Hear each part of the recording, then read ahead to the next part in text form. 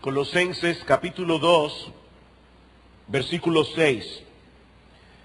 Por tanto, de la manera que habéis recibido al Señor Jesucristo, andad en Él, arraigados y sobreedificados en Él y confirmados en la fe, así como habéis sido enseñados, abundando en acciones de gracias.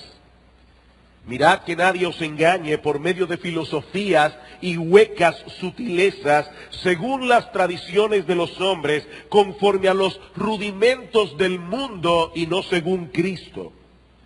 Porque en Él habita corporalmente toda la plenitud de la deidad, y vosotros estáis completos en Él, que es la cabeza de todo principado y potestad. Mis hermanos, cuando nosotros leemos las cartas que el apóstol Pablo escribió y que están registradas en el Nuevo Testamento, resulta sumamente edificante mantener presente en nuestras mentes mientras leemos estas cartas algo que él mismo nunca olvidó: que antes de conocer a Cristo y convertirse en el apóstol Pablo, Saulo de Tarso fue el perseguidor más fanático, más encarnecido que tuvo la iglesia de Cristo en sus primeros años. Contando su testimonio ante el rey Agripa, en Hechos capítulo 26, Pablo le dice que hubo una época en su vida en la que él creía que era su deber hacer muchas cosas contra el nombre de Jesús de Nazaret. Yo encerré en cárceles a muchos de los santos, habiendo recibido poderes de los principales sacerdotes, y cuando los mataron, yo di mi voto. Y muchas veces castigándolos en todas las sinagogas, los forcé a blasfemar. Pablo tomaba a estos creyentes y los forzaba a maldecir a Jesucristo. Eso es lo que Pablo está diciendo aquí. Y enfurecido sobremanera contra ellos, los perseguí hasta en las ciudades extranjeras. El corazón de Saulo de Tarso estaba lleno de odio contra Cristo y contra su iglesia. Pero varias décadas después, lo encontramos escribiendo una carta, como la carta a los Colosenses, donde él está agonizando en oración por esos mismos creyentes a quienes antes perseguía, haciendo un esfuerzo enorme porque vivieran sus vidas centradas en ese Cristo al que él antes aborrecía. El Señor había volteado de dentro hacia afuera la vida del apóstol Pablo. Estaba tratando de pensar qué frase yo podía usar para ilustrar esto. Yo no puedo decir que el Señor puso a Pablo de cabeza, porque es exactamente todo lo contrario. En el camino a Damasco, el Señor puso la vida de Pablo al derecho, como debía ser. El Evangelio cambió de tal manera la perspectiva de las cosas que ahora Pablo aborrecía lo que antes amaba y amaba lo que antes aborrecía. En el capítulo 3 de la carta a los Filipenses, él dice que todas esas cosas en las que él antes se gloriaba cuando era un judío, dice Pablo, ahora yo las veo como basura en comparación con Cristo. Ahora, mis hermanos, esa experiencia no es exclusiva del apóstol Pablo. En mayor o en menor grado, eso es lo que ocurre en la vida de todo hombre, de toda mujer que ha sido salvado por la gracia de Dios.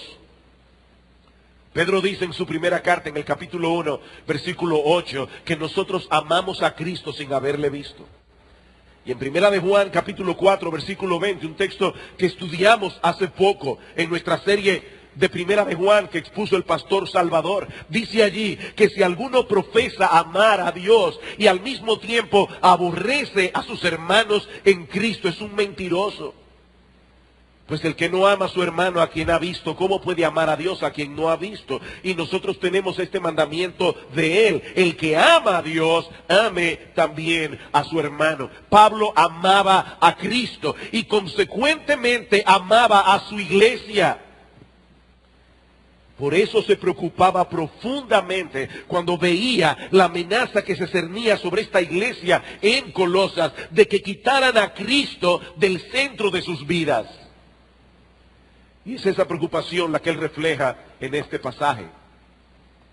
En los versículos 6 y 7, Pablo exhorta a los colosenses y a todos nosotros a vivir una vida centrada en Cristo. En el versículo 8, les advierte de los peligros que amenazan una vida centrada en Cristo. Y finalmente en los versículos 9 y 10 nos da la razón fundamental de por qué nosotros debemos centrar nuestra vida en Cristo y en nadie más.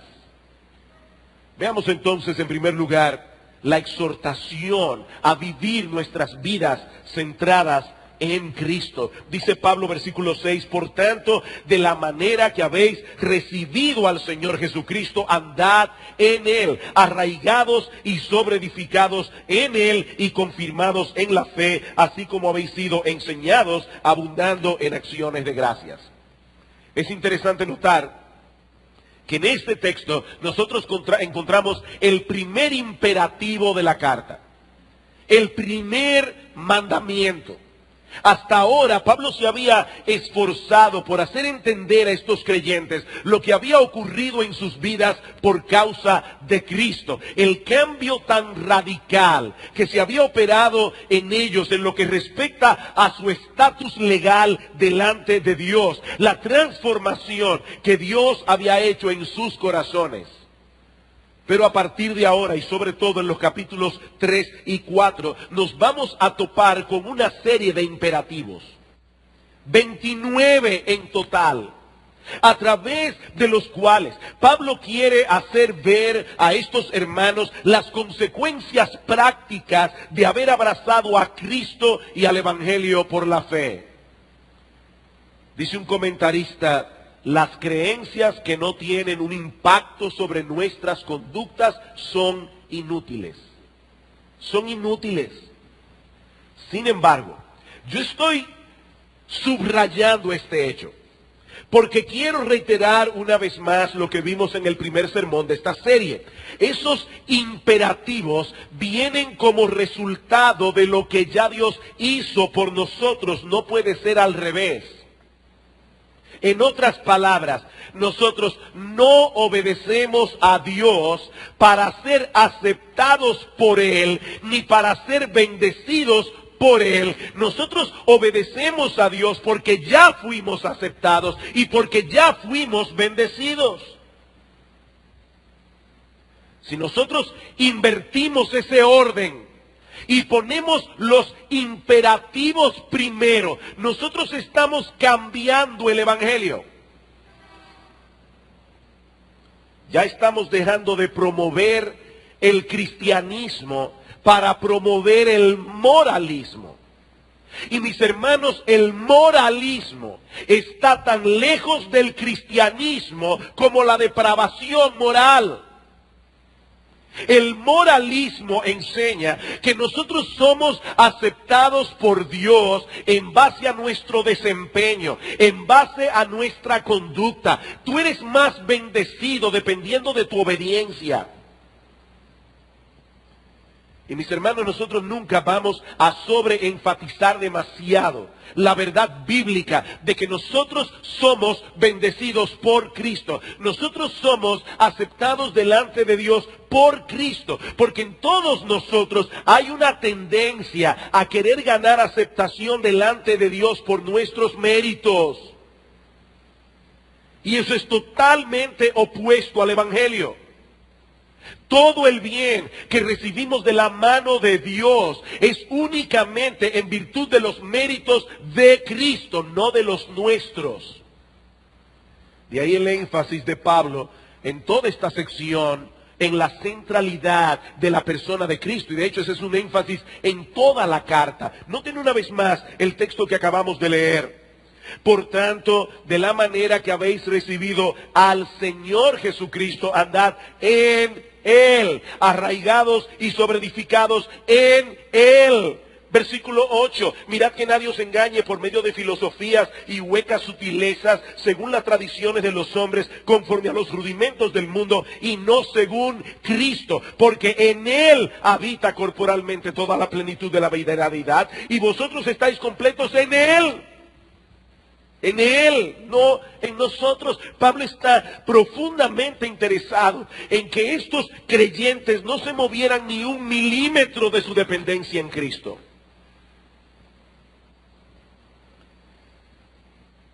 Dice en el versículo 6, de la manera que habéis recibido al Señor Jesucristo, andad en Él. Andad en Él. Así como nosotros dimos inicio a nuestras vidas cristianas al abrazar a Cristo por la fe, con todas las implicaciones que eso tiene, así debemos ahora continuar nuestras vidas andando en Él. Ahora, antes de explicar en una manera práctica lo que esto significa, hay algo que yo no quiero pasar por alto. Noten que Pablo define en este texto el inicio de nuestras vidas cristianas como haber recibido al Señor Jesucristo. O como dice la Biblia de las Américas, a Cristo Jesús el Señor. Hace unos años atrás hubo una fuerte controversia teológica acerca de la salvación. Algunos teólogos afirmaban que se puede tener a Cristo como Salvador sin tenerle al mismo tiempo como Señor. Estos teólogos planteaban que la vida cristiana se puede vivir en dos etapas. La primera es cuando somos salvados por Cristo y somos meramente cristianos. La segunda es cuando venimos a ser discípulos. En la primera etapa, el cristiano, decían estos teólogos, es todavía gobernado por su yo. Son cristianos pero carnales. El yo todavía reina, aunque Cristo está dentro de sus vidas. Mientras que en la segunda etapa ya Cristo está centrado en el trono de nuestras vidas como Señor. Pero mis hermanos, eso es totalmente ajeno a la enseñanza del Nuevo Testamento.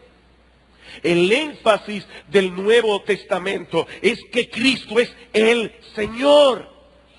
Y cuando nosotros lo abrazamos a Él por la fe, no lo hacemos simplemente como Salvador, sino como todo lo que Él es. ¿Saben, mis hermanos, cuántas veces en el libro de los Hechos se usa la palabra Salvador para referirse a Cristo? Eso es sorprendente. 2 veces. En todo el libro de los Hechos, Hechos 5:31, Hechos 13:23.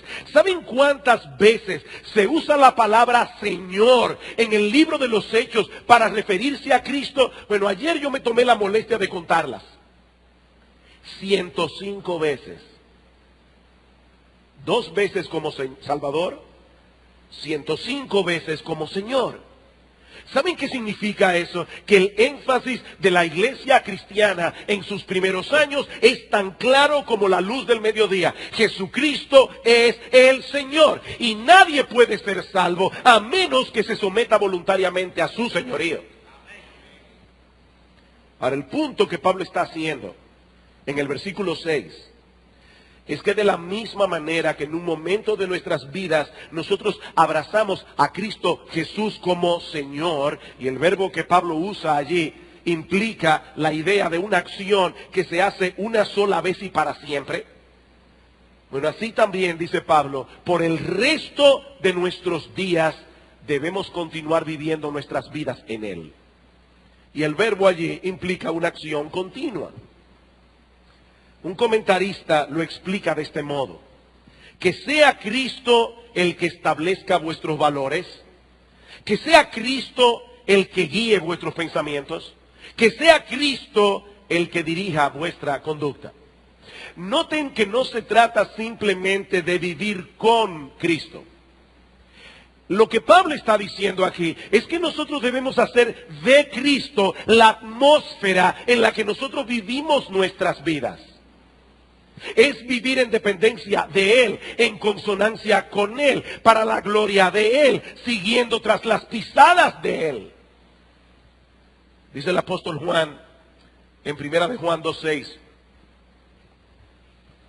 que el que dice que permanece en Él, debe andar como Él anduvo. Noten cómo Pablo define ese andar en el que Cristo ocupa su justo lugar como Señor. Versículo 6 otra vez. Por tanto, de la manera que habéis recibido al Señor Jesucristo, andad en Él. ¿Cómo? Bueno, ahora Pablo va a usar una serie de participios para aquellos que hacen mucho que pasaron por la escuela. Generalmente los participios son los gerundios nuestros. Las palabras, los verbos que terminan en ando y yendo. Dice Pablo aquí, ¿cómo nosotros vamos a andar en Él? Arraigados y sobreedificados en Él y confirmados en la fe, así como habéis sido enseñados, abundando en acciones de gracias. El primer participio que Pablo usa aquí es arraigados o enraizados en Cristo. Y yo voy a tener que hacer algunos señalamientos gramaticales aquí para que nosotros podamos entender el texto. Este verbo señala una acción irrepetible que ocurrió una vez y para siempre en el pasado, pero cuyos resultados todavía se cosechan en el presente. Nosotros fuimos arraigados en Cristo. Y es importante que notemos otra nota gramatical, que se trata de un verbo en voz pasiva. ¿Y qué es eso? Bueno, cuando yo digo, para ilustrar a los niños que están aquí, Juan tiró la pelota, eso es un verbo en voz activa. El sujeto realiza la acción del verbo. Pero cuando yo digo, la pelota le fue tirada a Juan, en este caso el verbo está recibiendo, el sujeto, está recibiendo la acción del verbo. Es una voz pasiva. Bueno, Pablo está usando aquí los participios en voz pasiva. Nosotros no nos arraigamos nosotros mismos en Cristo. Dios nos arraigó allí. Dios nos plantó en ese terreno. Como dice Sam Storm, Dios bondadosamente ha sembrado mi alma en el terreno de la gracia inmutable e inconquistable de Cristo. Me fascinó como él lo dice. Dios nos sembró ahí.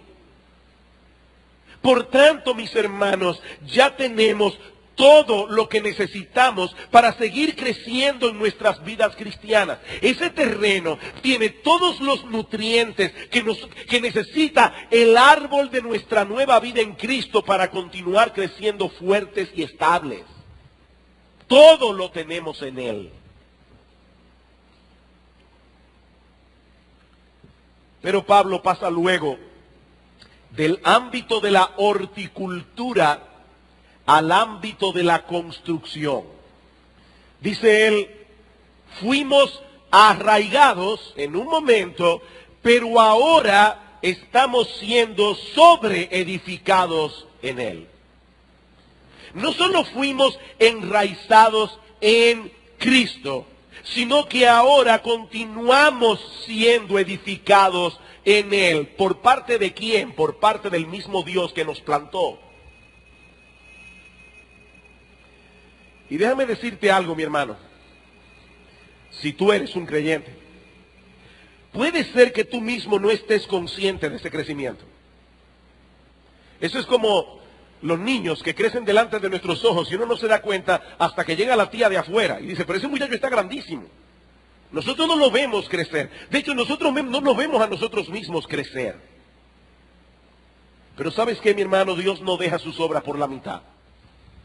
Aquellos que fueron enraizados están siendo sobreedificados. Dios, en una forma secreta, a veces imperceptible, está añadiendo un ladrillo por aquí, otro ladrillo por allá, hasta que Él complete la obra de gracia que inició por gracia. Y yo no sé para ustedes, pero eso es un gran estímulo. Eso es un gran estímulo. Dios no nos ha dejado a nuestras propias expensas después de nuestra conversión. Él hizo una obra para traernos de la muerte a la vida. Y ahora Él sigue obrando de la misma manera que al principio de nuestras vidas cristianas. En la misma medida en que nosotros andamos en Cristo, en esa misma medida somos sobreedificados en Él. Como yo decía esta mañana, los árboles crecen y fructifican, no porque ellos toman la determinación de crecer. No es que ellos dicen, voy a sacar un mango. No, no es así. Los árboles crecen y fructifican mientras son alimentados del suelo en el que están sembrados. ¿Tú quieres crecer en gracia, crecer en tu vida cristiana? Mantente pegado a Cristo. Ese es tu suelo. Es allí donde creces.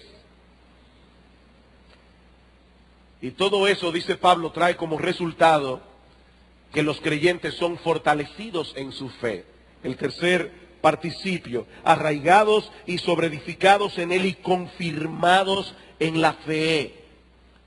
Es decir, confirmados en aquellas cosas, en la convicción de aquellas cosas que hemos creído. De manera que no seamos fácilmente movidos por falsas doctrinas.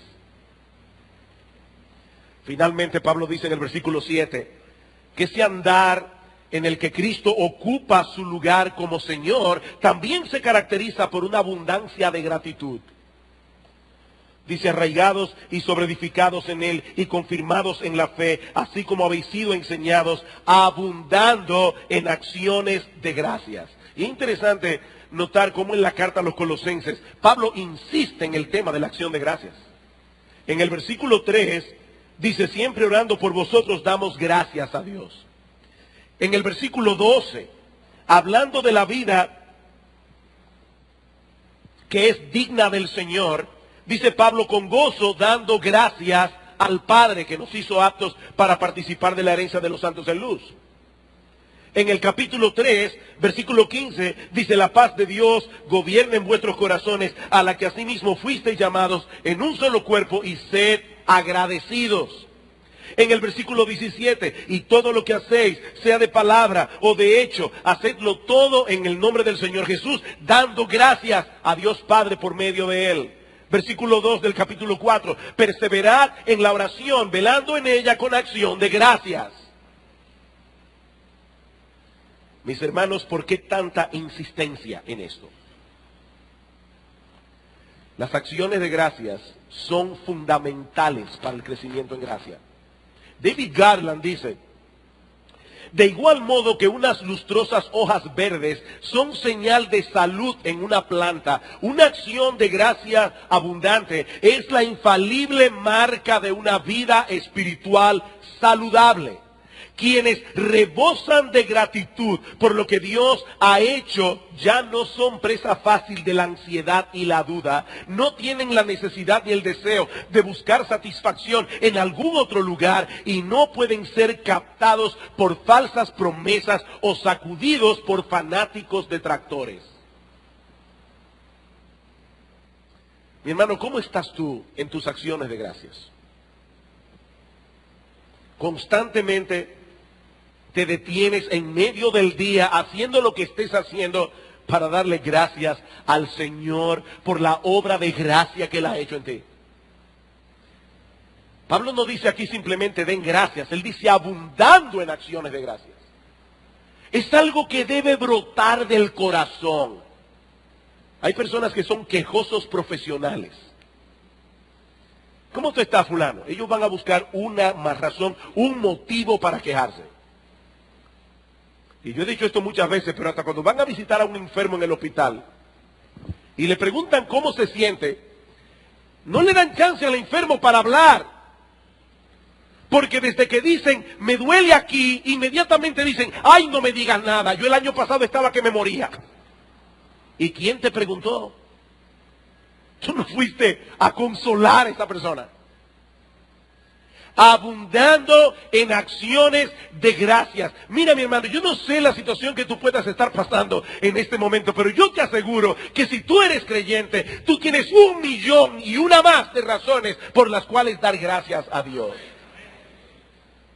Acciones de gracias que son sorprendentes si nosotros pensamos en el hecho de que lo único que merecíamos era el infierno. Abundando en acciones de gracias. He ahí lo que significa andar en Cristo, vivir una vida cristocéntrica. Ahora déjenme decirles algo. Es muy fácil decir esto aquí parado en el púlpito, pero eso no es tan sencillo como parece. No, una de las cosas más difíciles para un cristiano es en la práctica vivir una vida centrada en Cristo. No solamente tenemos que luchar con el pecado que todavía mora en nosotros y que trata constantemente de movernos hacia la autosuficiencia, a buscar nuestra felicidad y contentamiento en un montón de cosas fuera de Cristo, sino que nosotros tenemos un enemigo que se llama Diablo y Satanás, que tratará por todos los medios posibles de que nosotros no vivamos una vida centrada en Él. De ahí el segundo encabezado que vamos a ver en esta noche. Los peligros que amenazan una vida centrada en Cristo. Versículo 8. Mirad que nadie os engañe por medio de filosofías y huecas sutilezas, según las tradiciones de los hombres, conforme a los rudimentos del mundo y no según Cristo.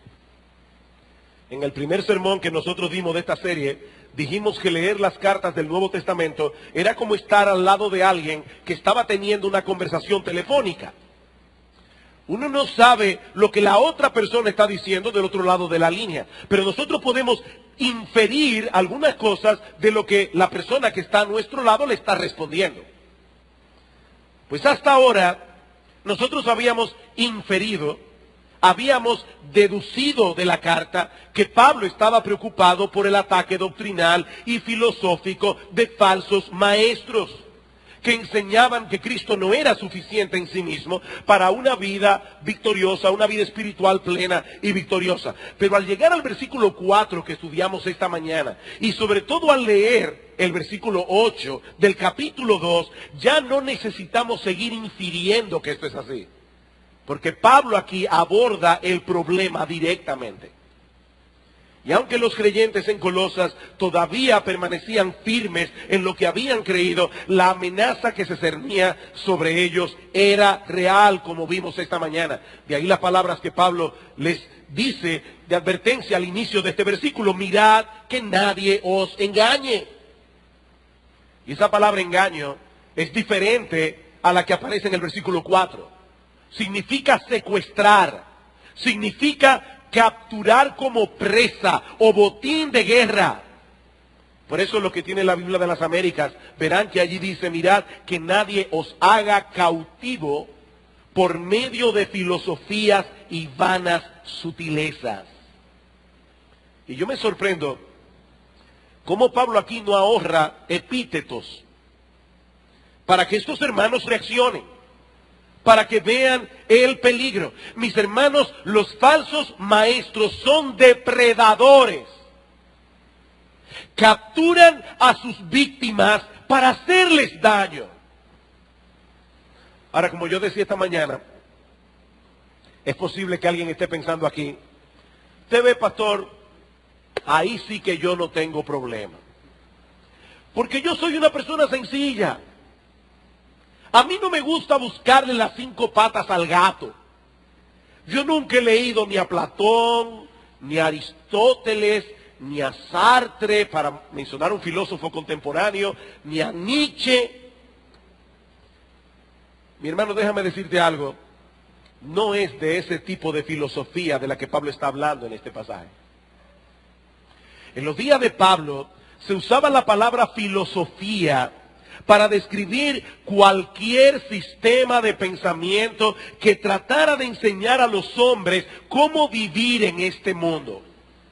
Un historiador dice lo siguiente al respecto: todo lo relacionado con teorías acerca de Dios, del mundo, del significado de la vida humana, era denominado en ese tiempo filosofía. Si nosotros sustituimos esa palabra por cosmovisión o por perspectiva de la vida, tal vez te haga más sentido. Mi hermano, escúchame con atención. Cualquiera que pretenda enseñarte, directa o indirectamente a través de los medios masivos de comunicación, a través de la televisión, a través de los diarios, a través de la internet, a través de las películas, cualquiera que pretenda enseñarte cómo tú debes vivir tu vida y manejar tus asuntos en esta vida, que sean contrarios a la mente de Cristo revelada en su palabra, está incluida en la palabra filosofía que Pablo está usando aquí.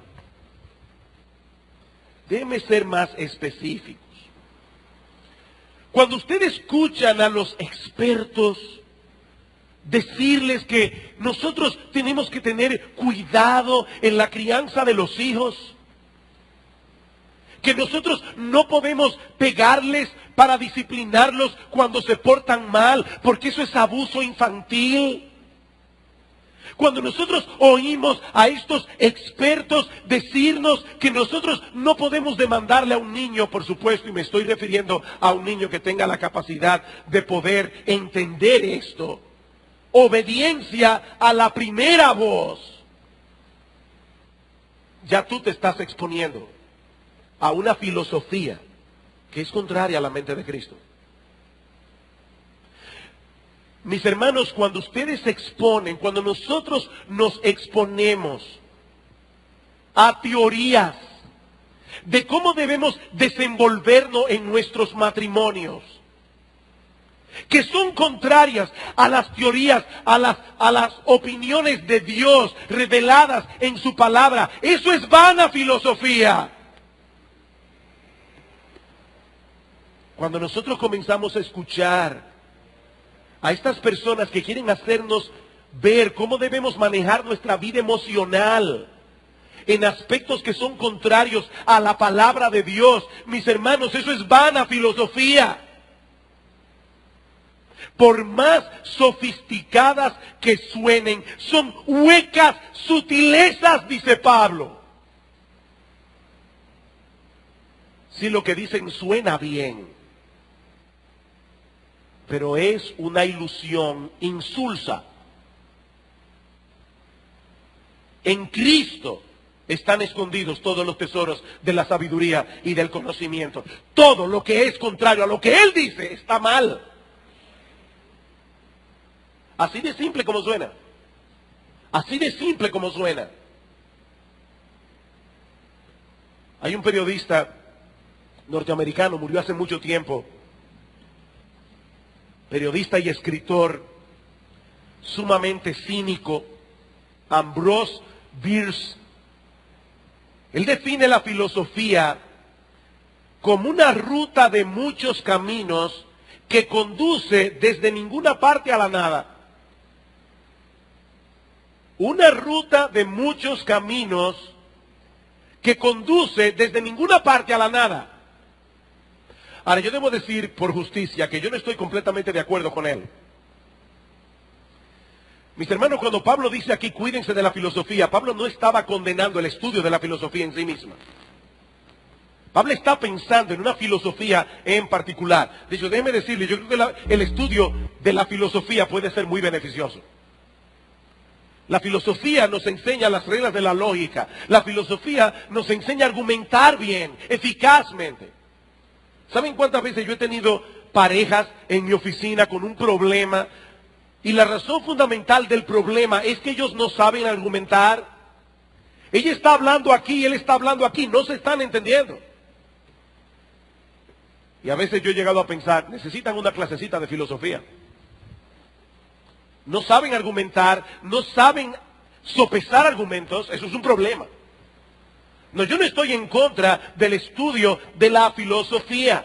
Ahora, es indudable que en el sentido en que Pablo está usando la palabra en Colosenses capítulo 2, versículo 8, lo que Bierce dice de la filosofía se puede aplicar en muchos sentidos. Mis hermanos, esas perspectivas humanas de la vida no pueden compararse siquiera con los tesoros de la sabiduría y del conocimiento que están depositados en Cristo.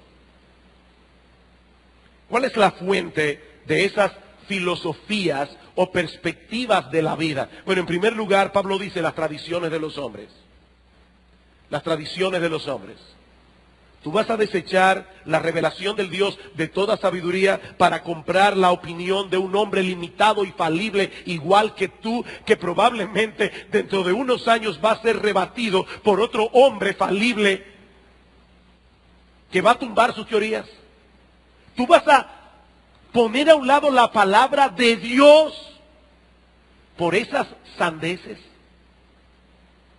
Son tradiciones humanas,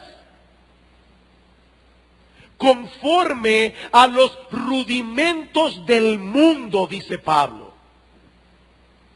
Y esta es una frase que ha causado no pocos dolores de cabeza a los estudiantes del Nuevo Testamento.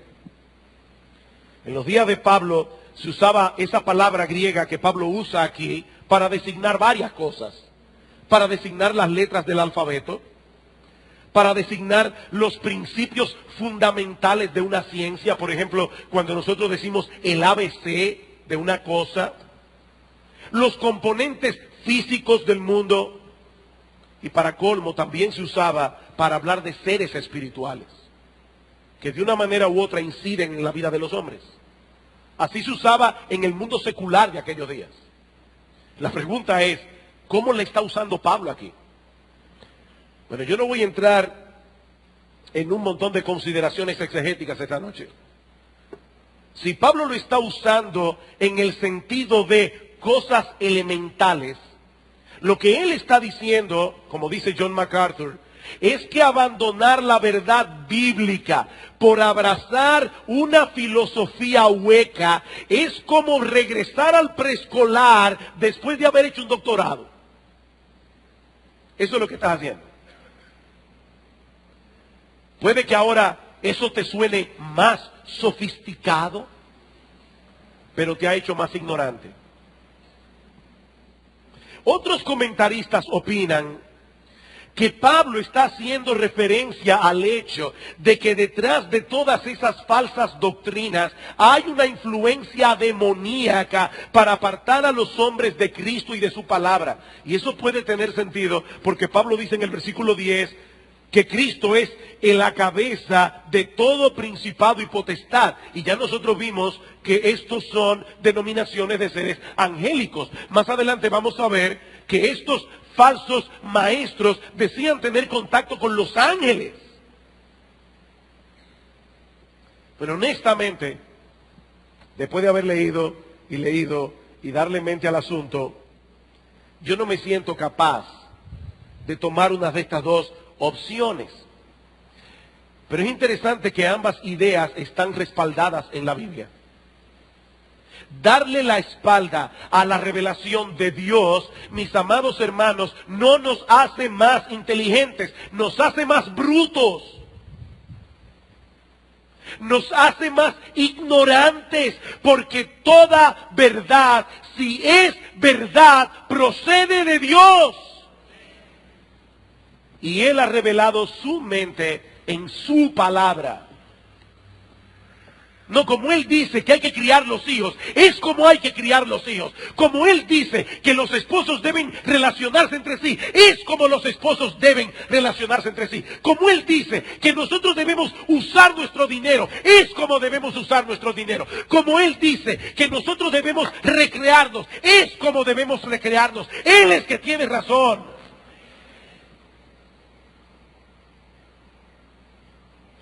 Pero por otra parte, ciertamente es verdad que detrás de las falsas doctrinas hay una influencia demoníaca que no siempre se ve tan claramente. Vamos a 2 Corintios capítulo 11.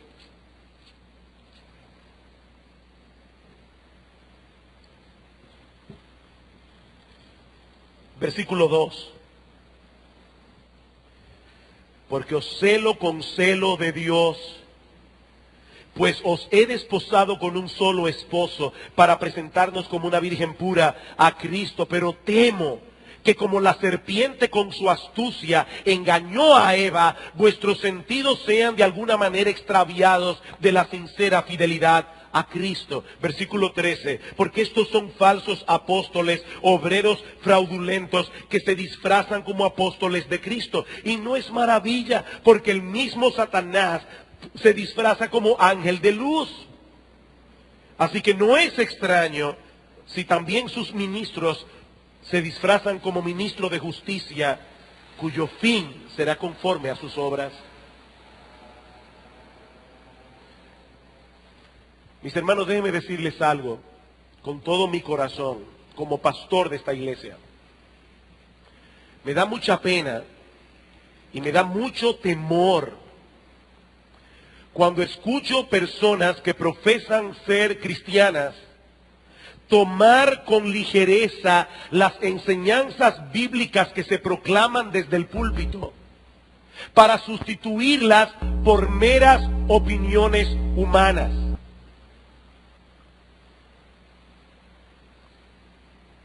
Los pastores que predican en esta iglesia o en cualquier otra iglesia, por más fieles que sean, son falibles, se pueden equivocar.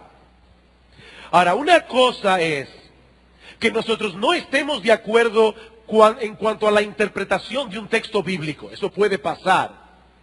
Pero otra muy distinta es que nosotros echemos a un lado la revelación de Dios que ha sido cuidadosamente explicada por el expositor simplemente porque no nos gustan las implicaciones de su enseñanza. Eso es otra cosa. O porque no nos parecen que las cosas sean tan así. Y es increíble cómo el diablo puede usar a un creyente para decirle a otro creyente que está tratando de hacer las cosas bien, conforme a lo que ha aprendido de las Escrituras, como un creyente, a veces más viejo que él, le dice, eso no es tan así. Miren, mis hermanos, cualquiera de nosotros puede ser usado por el diablo para estorbar el crecimiento de un creyente. Y yo no creo que ningún creyente piense en una forma consciente, me voy a dejar usar por el diablo. ¡No! Pero cuidado, cuidado. La palabra de Dios es la palabra de Dios. Nosotros podemos no estar de acuerdo en la interpretación de un texto incluido en la palabra de Dios. Pero asegúrate que tu opinión contraria está basada en un estudio serio y profundo de la palabra de Dios. Y no en una mera opinión de tu corazón. Porque sabes una cosa, dice la Biblia, en la que tú y yo creemos, que no hay nada más engañoso que el corazón.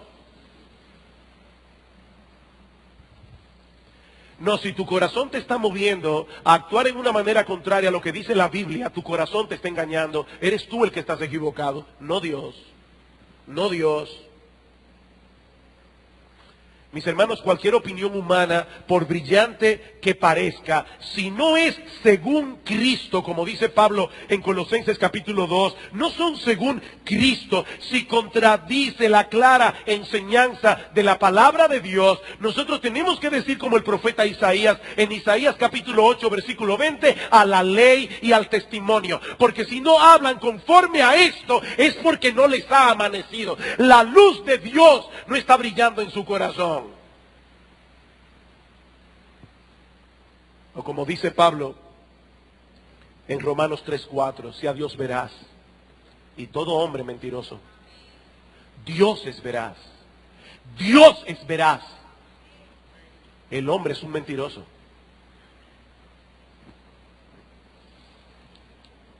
Hemos visto la exhortación a una vida centrada en Cristo. Hemos visto los peligros que amenazan una vida centrada en Cristo. Mucho más brevemente, la razón para una vida centrada en Cristo. ¿Saben, mis hermanos, por qué nosotros debemos centrar nuestras vidas en Cristo y en nadie más? Versículo 9, porque en Él habita corporalmente toda la plenitud de la deidad. Y vosotros estáis completos en Él, que es la cabeza de todo principado y potestad. Sí, Cristo asumió en su encarnación una naturaleza humana idéntica a la nuestra en todo, excepto sin pecado. pero su deidad no fue disminuida por su humanidad en ningún sentido. Ahora, mis hermanos, si ese Cristo no es otro que el Dios encarnado, y nosotros hemos sido injertados en Él, ¿qué puede faltarnos todavía? ¿Qué puede faltarnos? Mis hermanos, nosotros estamos completos en Cristo. Todo lo relacionado con nuestra salvación, todo lo relacionado con nuestra santificación, todo lo relacionado con nuestro crecimiento y madurez espiritual, todo lo tenemos en Él. Estamos completos. Estaba pensando lo triste que es.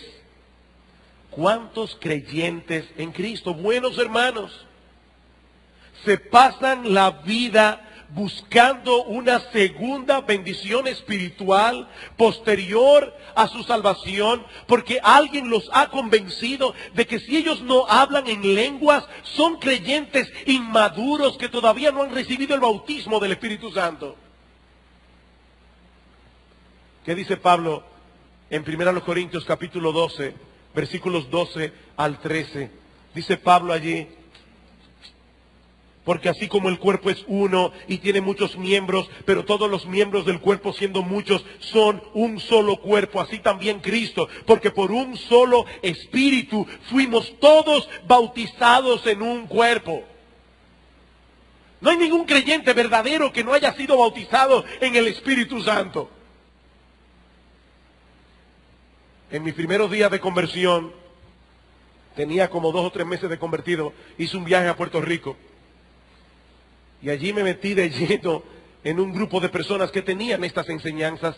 Y yo recuerdo que me regalaron una obra, un libro, donde relataba el testimonio de una persona. Voy a ahorrarme su nombre, es una persona muy conocida en el mundo evangélico.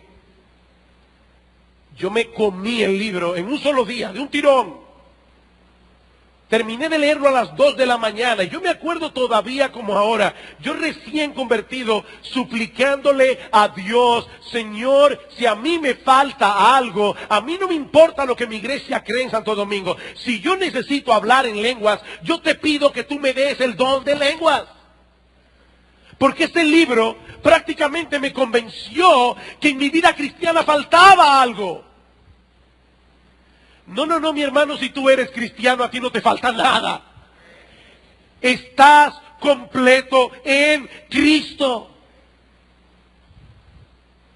Ahora déjeme decirle, eso no ocurre únicamente a nivel religioso. La propaganda de este mundo está diseñada para hacernos sentir insatisfechos si no tenemos esto, si no tenemos aquello. No, mi hermano, tú puedes ser el hombre o la mujer más pobre del planeta. Tú estás completo en Cristo si tú eres creyente. Tú estás completo en Cristo. Tú eres más rico que el más rico en Cristo. Mis hermanos, podemos decir sin temor a exagerar que prácticamente todos los problemas del creyente tienen su origen en una mala comprensión de esta verdad. Prácticamente todos los problemas. La iglesia de Colosas estaba caminando bien, pero Pablo les hace ver que si ellos querían permanecer firmes en la fe, si querían seguir corriendo bien la carrera, ellos debían sostener con Cristo una relación en constante crecimiento y debían recordar continuamente la plenitud que poseían en Él. No se dejen engañar, dice Pablo. Querido hermano, querida hermana, déjame hacerte una pregunta. ¿Cómo está tu relación con Cristo? Yo no te estoy preguntando en cuántas actividades eclesiásticas y religiosas tú estás inmerso. Esa no es la pregunta. La pregunta es, Cristo es una persona. ¿Cómo está tu relación con Cristo? ¿Qué tan consciente tú estás de su presencia en tu vida? Él ha prometido estar con nosotros todos los días hasta el fin del mundo. ¿Qué tan consciente tú estás de esa presencia? Sobre todo cuando estás inmerso o inmersa en las cosas cotidianas del día a día. No cuando estás leyendo la Biblia o cuando estás orando. Cuando estás limpiando la casa, arreglando gavetas, en el trabajo, viendo a un cliente, manejando en la calle con el tráfico como está de loco. ¿Qué tan consciente tú estás de que Cristo está contigo, al lado tuyo, todos los días? Mi hermano, es el Evangelio lo que domina tus pensamientos. Cuando estás en medio de la lucha con las tentaciones, o cuando te asaltan el temor y la ansiedad, tú traes a tu mente el Evangelio de Cristo. Fui salvado por la gracia de Dios. Cristo pagó por mis pecados. Tengo una herencia en los cielos por causa de Él. Dios es mi Padre por medio de Cristo. Mis hermanos, Pablo no envió esta carta a un grupo de teólogos en un seminario para que ellos analizaran las implicaciones del Evangelio. Pablo escribió esta carta a un grupo de creyentes comunes y corrientes, como tú y como yo. Creyentes que necesitaban recordar constantemente que nosotros estamos completos en Cristo. Tú necesitas eso, yo necesito eso todos los días. Así que lo que necesitamos no es una segunda obra de bendición. No, lo que necesitamos es afianzarnos cada vez más en las verdades del Evangelio que ya conocemos. En Cristo, somos más que vencedores por medio de aquel que nos amó. Vamos a orar. Padre, una vez más, gracias por habernos dado la fuerza aún física para nosotros poder exponer en esta noche un mensaje tan extraordinario de tu palabra. Pero Señor, si la Biblia es extraordinaria es porque fue inspirada por un Dios extraordinario, porque el centro de la Biblia es un Salvador extraordinario. Gracias por Cristo, Señor. Oh Padre, ayúdanos a tener una relación con Él cada vez más íntima. Señor, ayúdanos a entender mejor el Evangelio. Señor, ayúdanos a vivir el Evangelio. Ayúdanos, oh Señor, a ser consecuentes con el Evangelio. Padre, protege nuestras mentes y corazones con el Evangelio. Señor, ayúdanos a vivir para ti. Ayúdanos a vivir para nuestro Salvador, impulsados por la gasolina del Evangelio. Señor, que a ti y solamente a ti sea toda la gloria. En Cristo nuestro Salvador. Amén.